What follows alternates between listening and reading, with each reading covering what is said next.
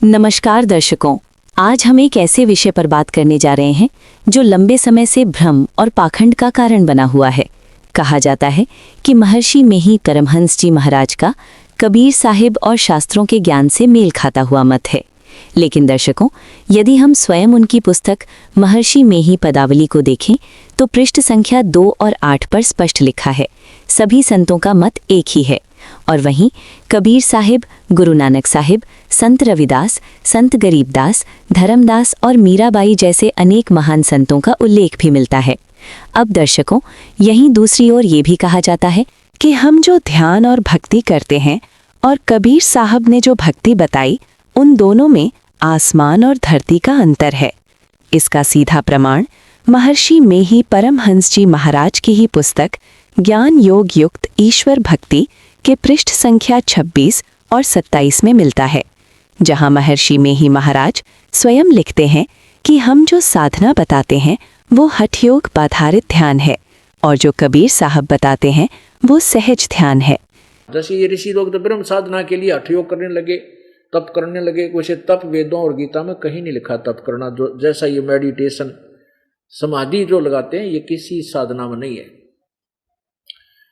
समाधि का अर्थ ध्यान होता है और ये हठ योग करके समाधि लगाते हैं। गीता जी अध्याय नंबर 3 के श्लोक नंबर 4, 5, 6, 7 में ये बिल्कुल 8, 9 में मना किया है कि अगर तू एक स्थान पर बैठकर साधना करेगा, कर्म सन्यासी हो जाएगा, तो तेरा निर्वाह कैसे होगा। ये हट करके अंदर से तो ध्यान लगाए दिखा, ऊपर तो ध्यान लगाए दिखते हैं, समाधि लगाते हैं, और विकार इनमें जो के तो मन का चंचल रहता है। ये पाखंडी है। तो कहने का भाव ये, फिर ये हठयोग लाए कहाँ से, ये तप लाए कहाँ से ये लोग। क्योंकि जब ब्रह्मा की उत्पत्ति हुई कमल के फूल पे, ये खुद कहता है देवी भागवत में कि मैं कमल के फूल पर बैठा था, मुझे नहीं पता, वो सारा जल ही जल था, मैं कहाँ से आ गया, कौन मेरा पिता है, कौन मेरा जनक है। तो कहते फिर आकाशवाणी हुई कि तप करो। मैंने 1000 वर्ष तक तप किया, जब तक तो ब्रह्मा को वेद प्राप्त नहीं हुए थे। तो वेदों से अलग ज्ञान है जो काल ने अपने पुत्रों को दे दिया, जो शास्त्र विरुद्ध है। तो उस शास्त्र विरुद्ध को भी इन्होंने इसलिए समावेश कर लिया कि ब्रह्मा को परमात्मा का आदेश हुआ था। इन्होंने इस ब्रह्म को ही पूर्ण परमात्मा मान रखा है और इस ब्रह्म ने ही आकाशवाणी कर दी जो वेदों के विरुद्ध है कि तप करो तप करो।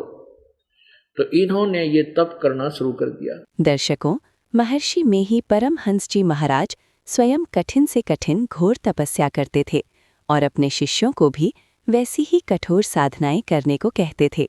इसका प्रमाण उनकी पुस्तक आश्रम परिचय के पृष्ठ संख्या 10, 22 और 49 में स्पष्ट रूप से दर्ज है। अब दूसरी ओर सुनिए, कबीर साहिब ने हठयोग और आंख कान मुंह बंद करके एक स्थान पर बैठकर ध्यान करने वालों का स्पष्ट शब्दों में खंडन किया है। थे हमें कि मुझे सो सतगुरु मन भावे, जो इन नैनन अलख लखावे, आंख ना मूंदे कान ना रूंदे और ना अन दुल जावे, साधो मने सो सतगुरु मन भावे, जो सहज समाधि बतावे। हम समाधि बताते हैं, ध्यान बताते हैं, सहज समाधि। सहज समाधि क्या है कि परमात्मा का चिंतन तो करना है। समाधि में वो केडले डोए हैं, वह भी तन्ने को भगवान की तरफ ध्यान रखते हैं, तो वो हठ योग है, उससे नहीं प्राप्त हो सकता। जो हम परमात्मा का नाम देते हैं, फिर उसके गुणों का, आप उस नाम के बाद साथ साथ आप उसके गुणों का चिंतन करते हैं कि जो नाम हम जाप कर रहे हैं किस भगवान का, वो कितना शक्तिशाली है, वो कितना लाभ देता है। ये सहज समाधि है। जैसे हाली बीज धुन और पंथी से बतरावे, वह मैं खंड पड़े नहीं, ऐसे समाधि लावा, यू ध्यान है। जैसे हाली बीज रहा है, बो रहा है खेत में, और एक पंथी यानी रास्ते में चलता व्यक्ति आ रहा है और वो कोई बातचीत करता है, उससे कोई बात पूछता है, कोई काम किसी विषय में, तो हाली उससे चलते अपना कार्य करते करते, हल जोतते जोतते, चलाते चलाते उससे बात भी करता है, लेकिन अपने ध्यान उसका बीज छोड़ने पे है। वो बीज उसी तरह छोड़ता है और बातें बतला रहा है, 1 सेकंड में ध्यान उसका फिर वहां भी चला जाता है।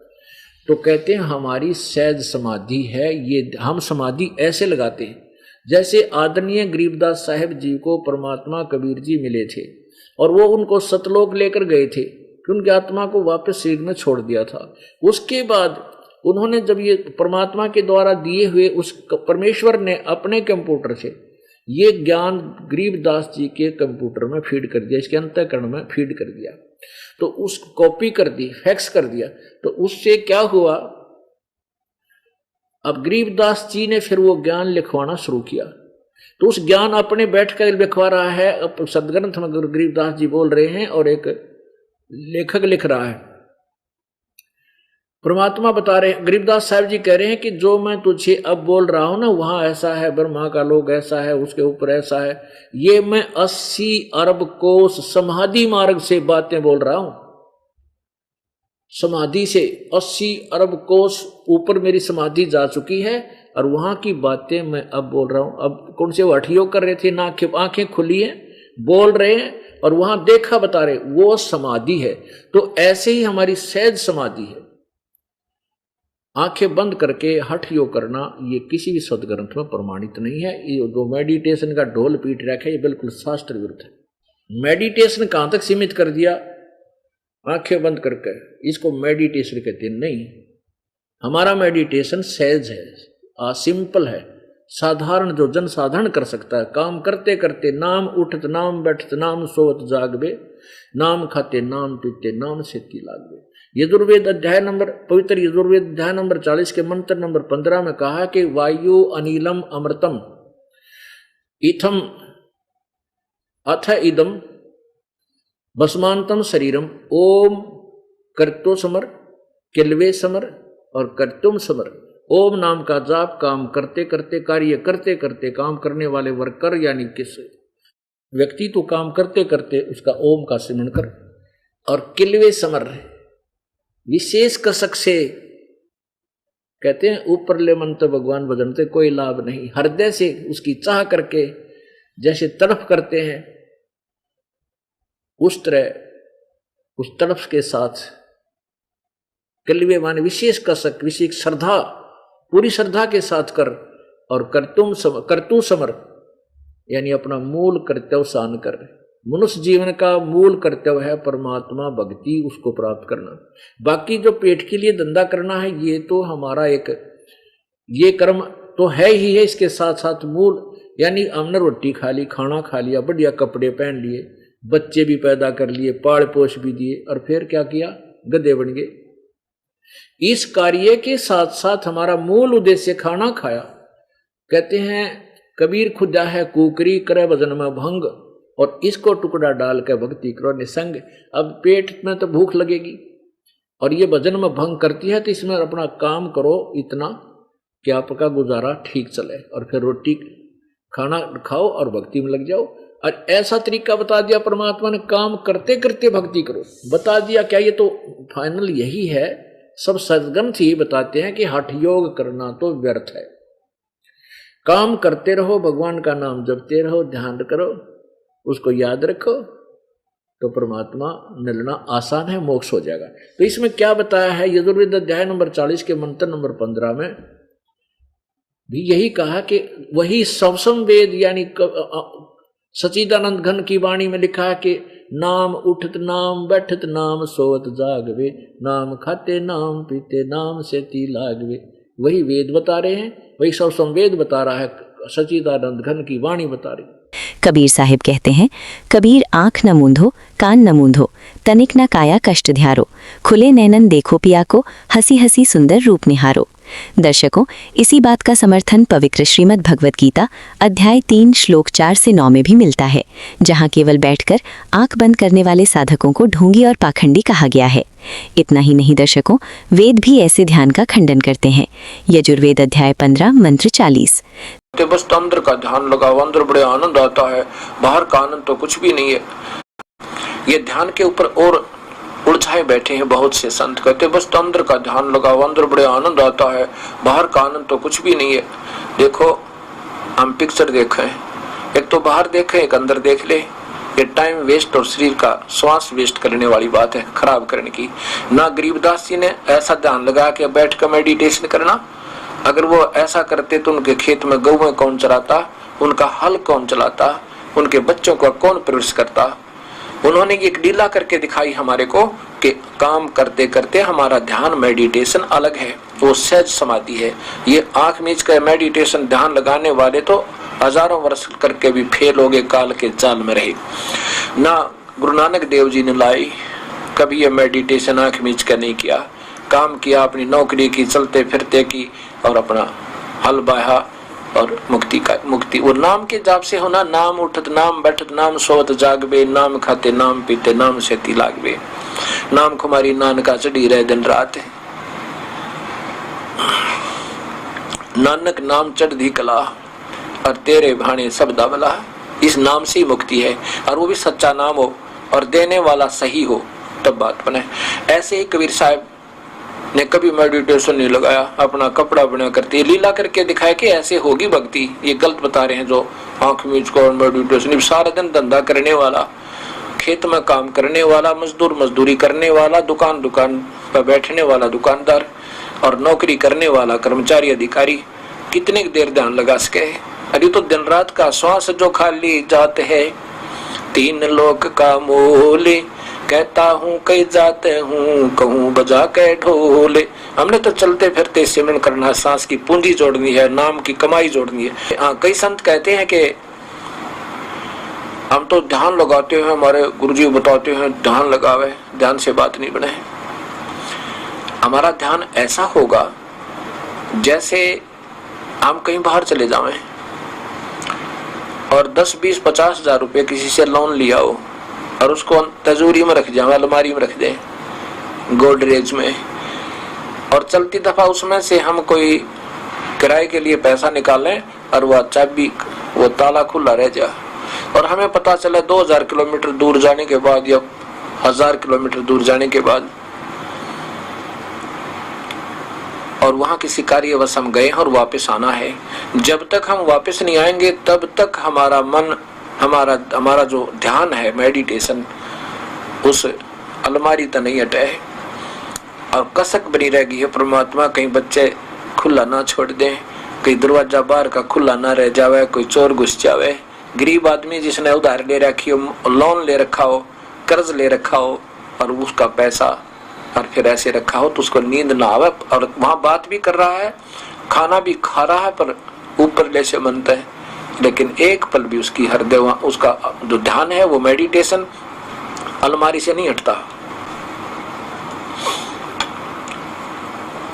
ये हमारा मेडिटेशन ये है, इसको सहज समाधि कहते हैं। जैसे गरीबदास जी वाणी लिखवा रहे हैं और कह रहे हैं कि 80 अरब कोस समाध मार्ग से बातें कहूं, बोल रहे हैं, सब देख रहे हैं और वहां भी देख रहे हैं, मेडिटेशन तक ध्यान भी लगा रहे हैं और कह रहे हैं कि ये जो मैं बोल रहा हूं ये बातें यहाँ की नहीं है। 80 अरब कोस, एक कोस 3.5 किलोमीटर का समझो।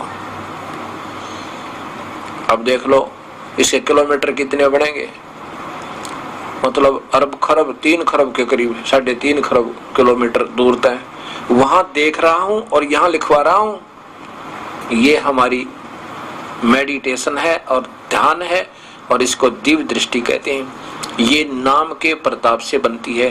दिव्य दृष्टि इन 3 लोकों के भगवानों के जाप के मंत्र से भी बन जाती है, उसकी रेंज कम होती है, वो तो यहीं तक देख सकते हैं। जैसे पहले विद्वान पुरुष अपनी दिव्य दृष्टि से इंद्र के लोक में जाकर और ये पता कर लेते थे कि इस क्षेत्र में कब वर्षा होगी, तो वहां से बता दिया जाता था कि इस क्षेत्र में इन दिनों वर्षा हो सकती है, इससे ज्यादा नहीं होगी, अब के इनके वर्षा नहीं होगी क्योंकि ऐसा आदेश नहीं है, ये लिखा नहीं यहाँ पर। वहां से जो आदेश है उसके आधार पर वर्षा होती है, तो ये बता देते थे। अपनी दिव्य दृष्टि पिछले जन्म जन्मों की कमाई के आधार पर उनकी दिव्य दृष्टि खुली रहती थी, तो इससे तो उससे प्रभु बन जाते हुए हो बड़ा बात बताई, वर्षा होगी और नहीं होगी जब करवा दो ना, जब मानते वो प्रभु हैं, वो नहीं करवा सकते, वो बता ही सकते हैं ऐसा होगा और ऐसा नहीं होगा बस।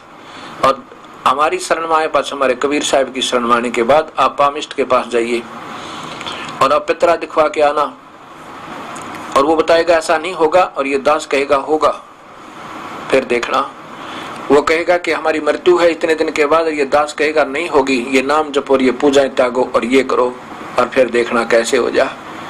वो तो केवल जो होगा होगा, नहीं होगा नहीं होगा, यहीं तक सीमित है। वो चाहे पामिस्ट बता दें और चाहे ग्रह के हिसाब लगाने वाले बता दें, हम जो नाम देंगे उस कबीर परमेश्वर का सच्चा नाम विधिवत पूर्ण संत से मिलेगा। ना तो ग्रह आंट लगावे, नौ ग्रह नमन करे निर्वाणा, अवगत नाम निरालम जाण्या।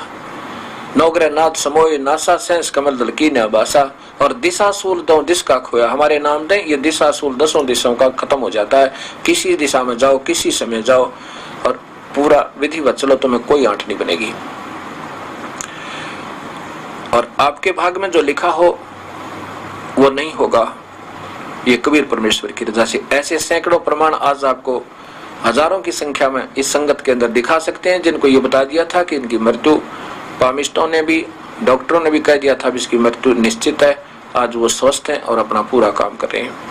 ये कबीर परमेश्वर की रजा, दास का नहीं। मैं तो दास उनका सेवक हूँ, उन्हें ड्यूटी दे रखी मेरे तय, सब कार्य वो स्वयं कर रहे हैं। करे करावे साईं मन में लहर उठा, और दादू श्रद्धे जीव का वो आप बगल हो जा। हमारे जैसे जीव को तो सूखी महिमा देता है परमेश्वर कबीर साहब। ऐसा वो कबीर साहब की शक्ति से हो जाएगा। दर्शकों, वर्तमान समय में धरती पर अवतार जगत गुरु संत रामपाल जी महाराज ने सभी ढोंग और पाखंड को जड़ से समाप्त कर सभी पवित्र शास्त्रों और सभी संतों की अमृत वाणी से प्रमाणित आदि सनातन भक्ति को बताया है।